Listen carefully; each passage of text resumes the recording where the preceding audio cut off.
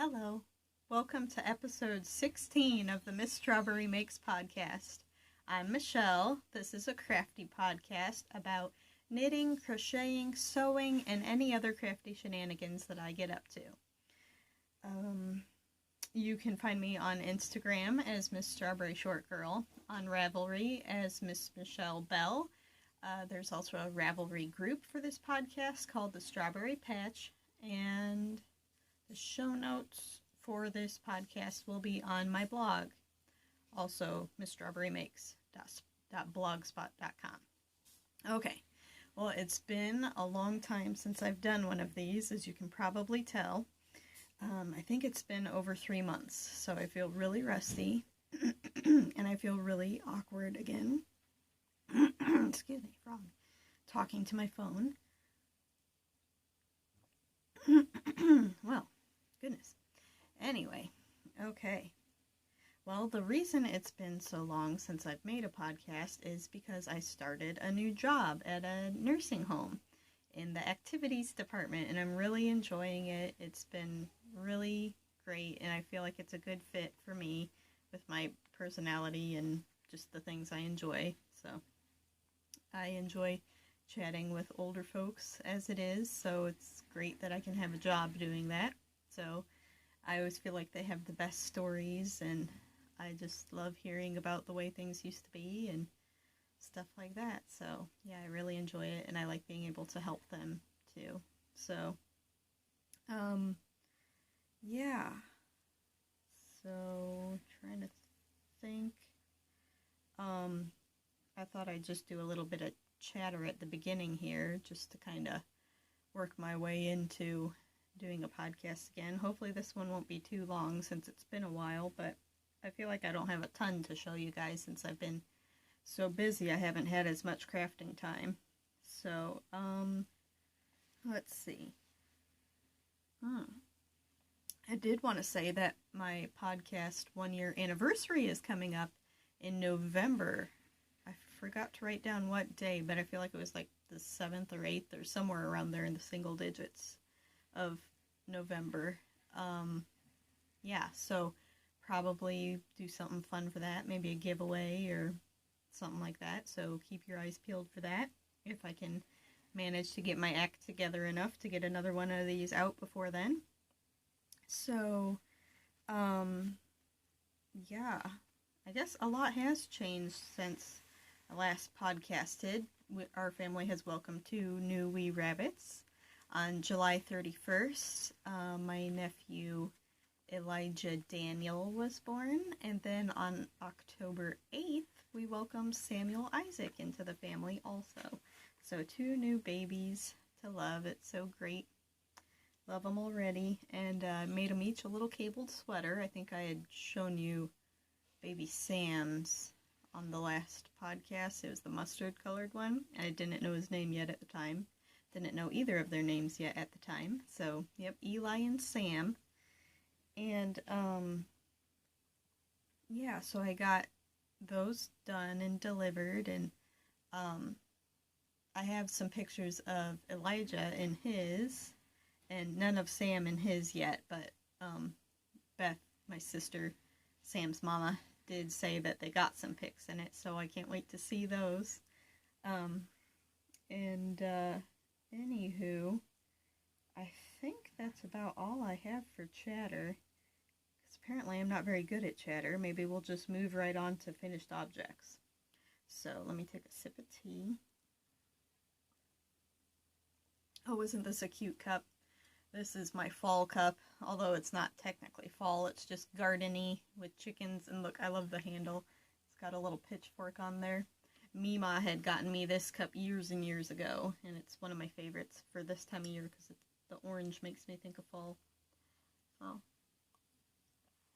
that's that. Okay, first for the finished objects, I made a bunch of new dresses for my job. So actually the one I'm wearing is the first one I'll talk to you about. I made this one out of some Waverly Inspirations fabric from Walmart. Really nice fabric for a really good price. And I made this for my first day at my new job, because everyone makes a new dress for their first day, right? So, yeah, I'm pretty happy with how it turned out. Let me model it for you. If you can see over that. I did not put a pocket in this one. Just recently I've started adding one pocket in on one side of my dresses to keep a little notebook in at work, because I keep a notebook to jot down like who participated in what activity and stuff for charting and stuff. Yeah, so. But it's really handy having a pocket in a dress, so that's my new thing to do. This one does not have them, but that's okay. I still love it anyway. And then, let's see. The pattern I used is the pattern I've been using for, I forgot to get it out,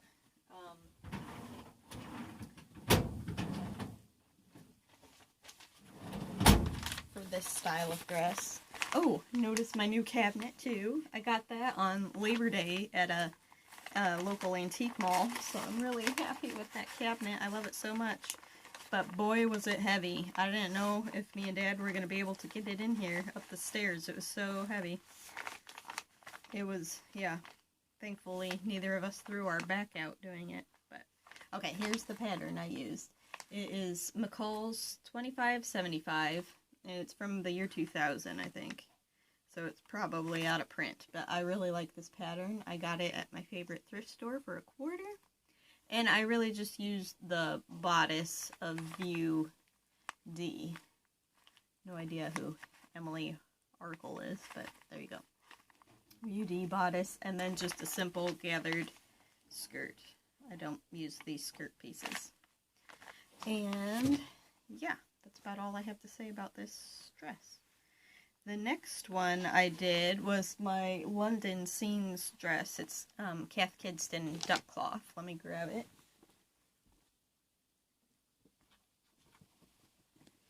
It is vintage Simplicity 7300. I've made this dress quite a few times before. This time, instead of using facings, I just lined the bodice with some red polka dot fabric. So, because facings just bug me, and I thought, hey, I'll just use some fun fabric for a lining.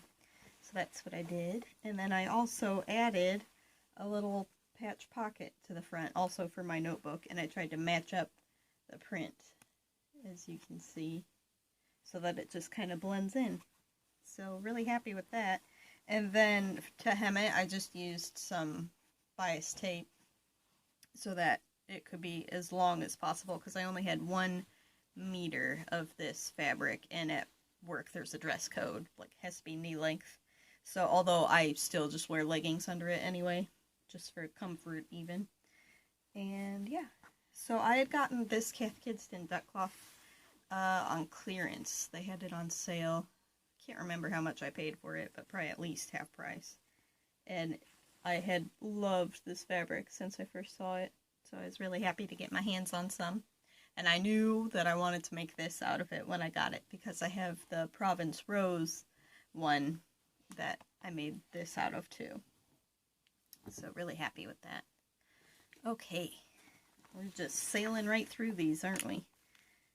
Check, check, check. Okay, next is my Rifle Paper Company English Garden dress. Let me grab it, even though I just wore it yesterday, so it needs washed.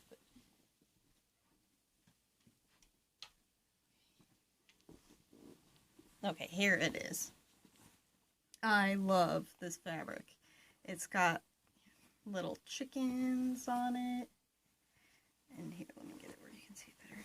It's a rabbit and a little cottage, and then the little person rowing on the lake. It's just so cute. I love the colors of this.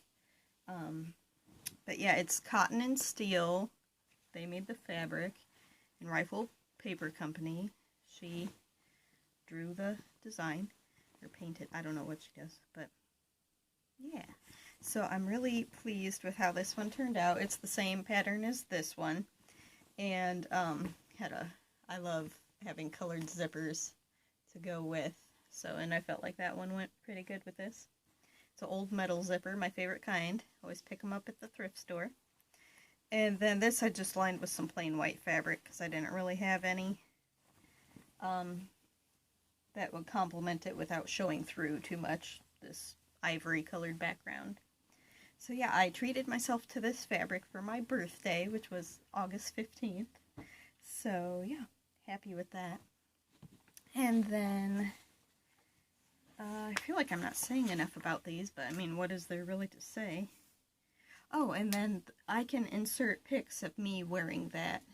Try to do it here, actually, yeah. We'll do it.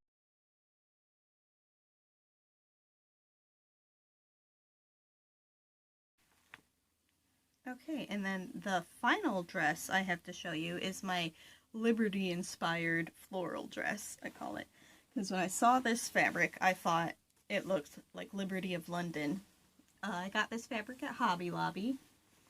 Just 100% cotton. But yeah, it really looks like Liberty of London, doesn't it?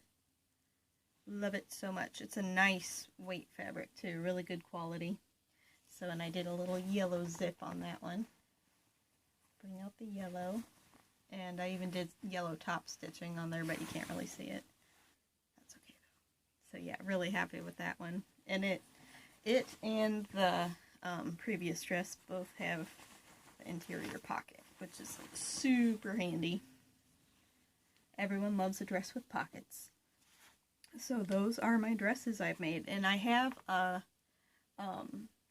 blue with white polka dot one cut out. I've had it cut out for a little while. Need to get it sewn. I have to be in the right mood to sew though. So, because it's for relaxation, it's not like I actually need more clothes. It's just for fun. So if I'm not in the mood, I don't push it. I just, only if I really want to. So, anyway. Next in my finished objects are my Jemima socks. And I had them in this cute little bag that my friend Kristen made me. She and Jackie, we did the Beatrix Potter swap together, which I spoke about in the last episode. It went really well. It was so fun. And I think everyone was really pleased with how the swap turned out. So maybe we'll do another one next year. But anyway, isn't that just the sweetest little bag? Little Beatrix Potter inspired with the bunny. And then, so when I was making my Jemima socks, that's what I kept that in. These have been worn, so they actually need cleaned too, but I used some yarn that my Uncle Larry had gotten me at a local alpaca farm. So I don't know the brand or anything, but isn't that really pretty yarn? I was excited to use it. And then the heels and toes are Knit Picks palette in custard. So they're hand wash only, so I'll have to be careful with them. But since I wasn't sure what this yarn is, whether it's superwash or not, I thought, well, I should probably hand wash them anyway, just in case. Even though it feels like it probably is superwash. It's so soft. But anyway, this pattern, the Jemima socks, is the first pattern in the Miss Potter Sock Club by Kay Jones of Bakery Bears.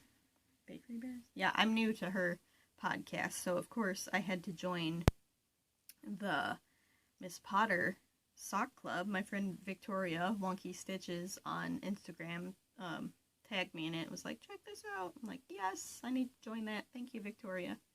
So anyway, there's these, and I love her umbrella toe.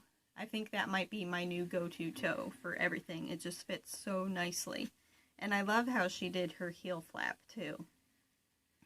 With a little bit of garter stitch at the edge of it. It's really nice. So I'll probably use that again in another pair of socks.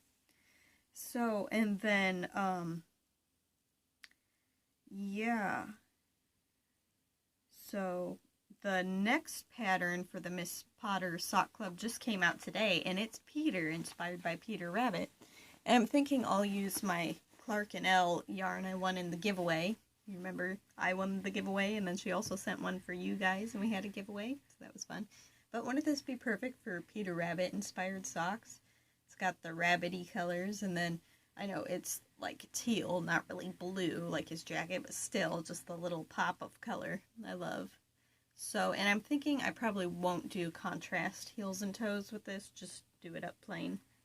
So, just because I don't have anything in stash that would really complement this, and I'm trying to not buy too much, you know, so that's my plan for that. And,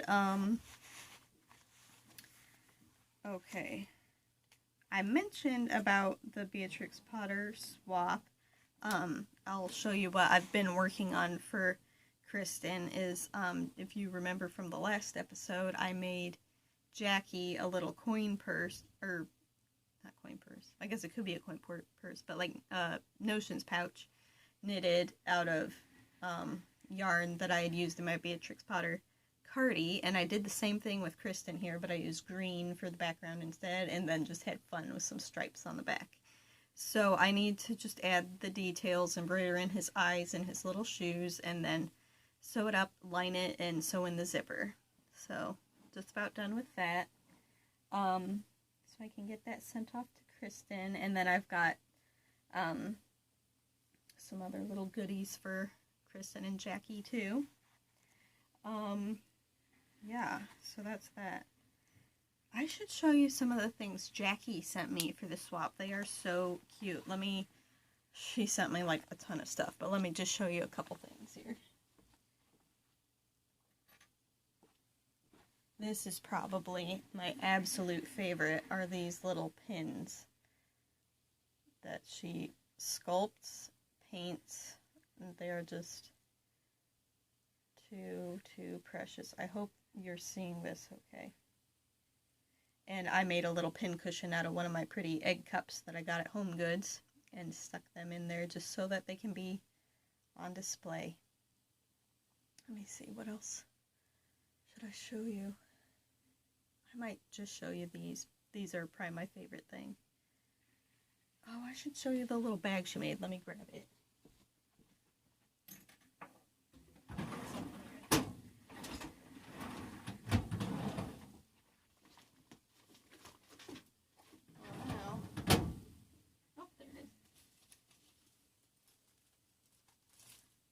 I was wondering where that was.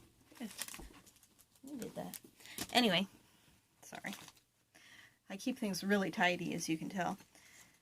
Okay, anyway, this is the little bag she made me. Is that not the sweetest thing? Drawstring top. Just like the sweetest little pouch. So, but just this little scene on there melts my heart. I love Beatrix Potter. Thank you, Jackie. I love it. And thank you, Kristen, for my other bag. I'm so spoiled. So, okay, there's those. Yeah, I'm real good at this, aren't I? Not really, but it was really nice. I got some nice messages from a few of you saying that you missed the podcast and wondered if I were going to do it again. So that really encouraged me to go ahead and make another one. So pardon me if I'm rambly, but you're used to me by now, I suppose. So, okay. One other Beatrix Potter type thing that I want to show you before I show you my work in progress, my one and only work in progress, is I got this book for my birthday from Mom and Dad. The Joy of Watercolor, 40 Happy Lessons for Painting the World Around You by Emma Block. I follow Emma on Instagram, and she just is so inspiring. I love her style of watercoloring. And I've just always wanted to learn to watercolor like Beatrix Potter. So I thought I could try with Emma's book here some of her techniques and then just see what happens. But I bought at Hobby Lobby with some birthday money this little paint set, which she recommended, this brand, Winsor & Newton. So give them a try. Used my coupon on it and everything. So it's a nice little travel kit. But anyway, there's that. Kind of a tangent, but just something new that I'm wanting to try. So try and keep you updated on how that goes. So then I will show you my work in progress. Let me see. My work in progress in this vintage laundry bag is a green cardi. made of Knit Picks Palette and Pistachio, which I've had in stash for a little while just because I love this color. It's so good. And I'm doing cables. So it's going to be kind of cropped length to go with my dresses, and probably 3/4 length sleeves, because that's my favorite length of sleeve, especially with a wool sweater like this, because I'm naturally warm anyway, so, and plus then you don't have to push up your sleeves to wash your hands or do dishes or whatever. But, and I'm hoping to do raglan sleeves, because I'm kind of winging it, but I'm also kind of following the amount of stitches wise for my favorite sweater, the Debbie Bliss Land Girls Fair Isle yoke sweater. But anyway, making adjustments to it by turning it into a cardigan, lengthening the sleeves, and then I probably will do a Fair Isle yoke, probably something pink, because I feel like that would go with quite a lot. And maybe just a Fair Isle motif, not necessarily an actual object, like my Scotty Dog sweater. I did Scotty Dogs. I'll probably just do like an actual Fair Isle type design. Excuse me. Okay. Tea's coming back to haunt me, apparently. So, funny story. See, my cables look like the one line is just on top of the other, instead of being like real, intertwiny. I have just learned that I have been purling incorrectly my whole knitting life. I read an article, I'll put a link to it in the show notes, that it's a common knitting mistake, although I guess it's technically not wrong, because there are some types of knitting where they do it on purpose. But since I knit continental style rather than English style, when I go to purl, I just like grab the yarn and it ends up being counterclockwise, and it's supposed to be wrapped clockwise, or maybe it's the opposite. Anyway, either way, whichever way it's supposed to be, I do it the opposite of how it's supposed to be. So it makes it, when working back and forth, when I go to turn it around, that the stitches I'm supposed to knit are on the wrong way. So for years and years, when I'd knit, one row would be straight, and then the second row would be twisted on knit stitches, like in stockinette stitch. So, and I wondered why, and then here, now I finally have found out. But what I did to correct it before I realized that I was actually purling wrong was I just knit into the back loop of the knit stitches so that they would lay right. So that's what I've been doing with this. And actually, I like how they look. I think they look fine. But I guess it's a continental knitting thing, that's something that can happen. And actually in like Russia and countries like that. And since Mima's from Germany, that's why I knit continental style, because she's the one who taught me. But like they will do that, correct it on the other side, but it does still make it look different, which is really funny that I didn't realize that until now. So I tried purling the correct way, and like since I'm not used to it, it was just taking so much longer, so I decided to just go ahead and finish this sweater since I was like up to here. By the time I discovered it, I'm just gonna finish it in my normal way. It's working, and I actually kind of like how the cables look. They just look special, I guess. Special.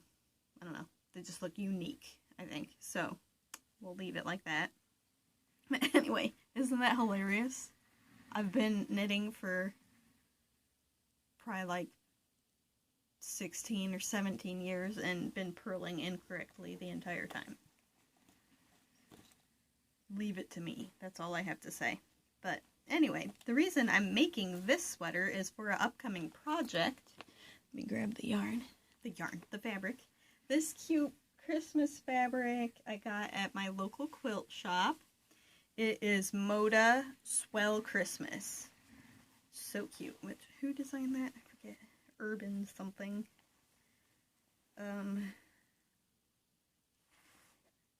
By Urban Chicks. Swell Christmas by Urban Chicks. It's just so cute. There's like a really cute retro Santa one too that I was sorely tempted, but I thought, nah, let's just do the poinsettias and polka dots, because I love it. They had it in a few different background colors, but I loved this kind of warm pink color. It's like my favorite. So anyway, I was thinking this would go great with this. But I don't want this cardigan to be just for this, so I'm not going to do red in it, because that's like Christmas. Like, it's never not Christmas if it's red and green together. So I think I'll do pink with it, because then it can still go with more, because I wear a lot of pink. Like, it'd go good with this, actually, wouldn't it? It would. So, yep, that is my upcoming plan. Love that fabric. So, and one other dress I want to make for Thanksgiving-y time is one with pies on it. So I've been hunting pie fabric, and I think I found the one I want to do. Is from Spoonflower, so it's a little pricier than what I normally like to pay. But since it's pretty much exactly what I'm looking for, I think I'm going to go for it. So anyway, maybe you'll see that in the next episode if I bite the bullet and purchase it. So, okay. I think that is everything I had to talk to you guys about. So, well, thanks for watching. I hope you enjoyed it. If you haven't already, don't forget to subscribe if you'd like to see more of this rambly, crafty podcast. And again, thanks for watching, and thanks for everyone who gave me a little shout out and said, hey, where are you? What's going on? So thanks. It just meant so much to hear from you guys. So sweet. I love this online crafty community. It's just the best. So, yep. Thanks for watching, and happy making. Bye.